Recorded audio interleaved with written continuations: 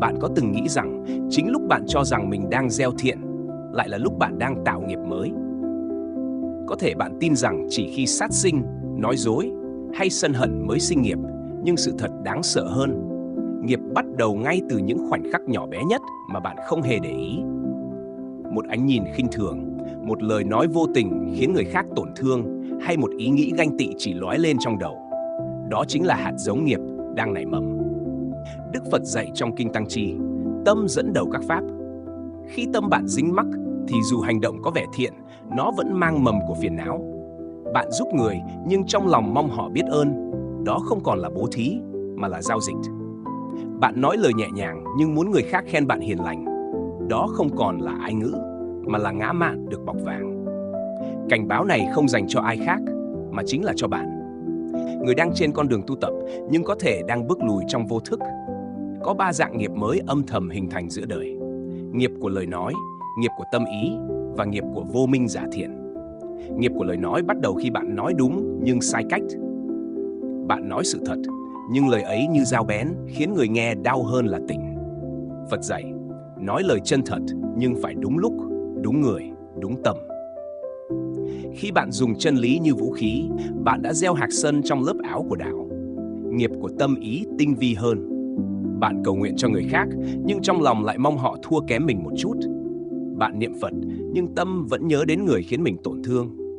Mỗi suy nghĩ ấy là một vết hằn trong dòng nghiệp thức, như giọt nước nhỏ mãi tạo thành sông.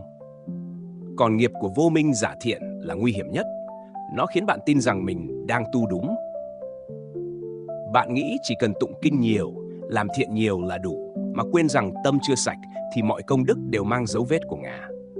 Trong Kinh Pháp Cú, Đức Phật nói, dù tụng ngàn lời vô ích chẳng bằng một câu hiểu mà tu hành. Khi bạn làm thiện để chứng minh mình là người thiện, chính lúc ấy nghiệp đã gieo. Đôi khi, chỉ một ánh mắt thương hại với người nghèo cũng là nghiệp, vì trong đó có sự phân biệt giữa ta và họ. Sự phân biệt chính là gốc rễ của luân hồi, là sợi dây trói tâm bạn trong vòng sinh tử. Nghiệp mới không ồn ào, nó đến bằng sự yên lặng của một ý nghĩ không được soi sáng. Bạn càng tu mà không tỉnh, nghiệp càng lớn mà bạn lại tưởng mình đang giải. Người chưa tu tạo nghiệp bằng hành động, người đang tu tạo nghiệp bằng tâm. Đó là bí mật mà ít ai dám đối diện. Nhưng khi bạn hiểu được điều này, bạn mới thật sự bước vào con đường giải thoát. Khi bạn ngừng cố trở thành người tốt, mà chỉ đơn giản biết rõ tâm mình trong từng khoảnh khắc, nghiệp không còn nơi để bám.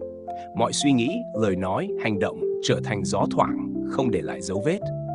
Hãy nhìn sâu vào mỗi lựa chọn trong ngày. Khi bạn nói, khi bạn nghĩ, khi bạn giúp ai đó, liệu trong đó có cái bóng của bản ngã không? Nếu có, đừng sợ. Chỉ cần thấy rõ, bạn đã bước nửa bước ra khỏi vô minh.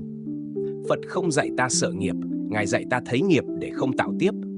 Mỗi khi bạn quay về hơi thở, buông một suy nghĩ phán xét, nhường một lời hơn thua, bạn vừa làm tan một hạt giống nghiệp mới. Đừng đợi kiếp sau mới nhận quả, bởi nghiệp chín ngay trong tâm này. Một tâm biết buông là một kiếp được giải. Cảnh báo này không để bạn sợ, mà để bạn tỉnh. Vì khi bạn thực sự tỉnh, nghiệp không còn là kẻ thù. Nó chỉ là tấm gương phản chiếu trung thực nhất những gì bạn chưa thấy. Và nếu ngay giây phút này, bạn đủ can đảm nhìn thẳng vào tấm gương ấy, thì cũng ngay giây phút này, vòng luân hồi đã nứt ra một khe sáng đầu tiên. Hãy chia sẻ video này đến những ai đang trên hành trình tu tập, để họ không vô tình gieo thêm nghiệp mới. Đừng quên nhấn like, để lại bình luận chia sẻ suy nghĩ của bạn. Vì biết đâu một lời bạn để lại hôm nay chính là hạt thiện, giúp ai đó bừng tỉnh ngày mai.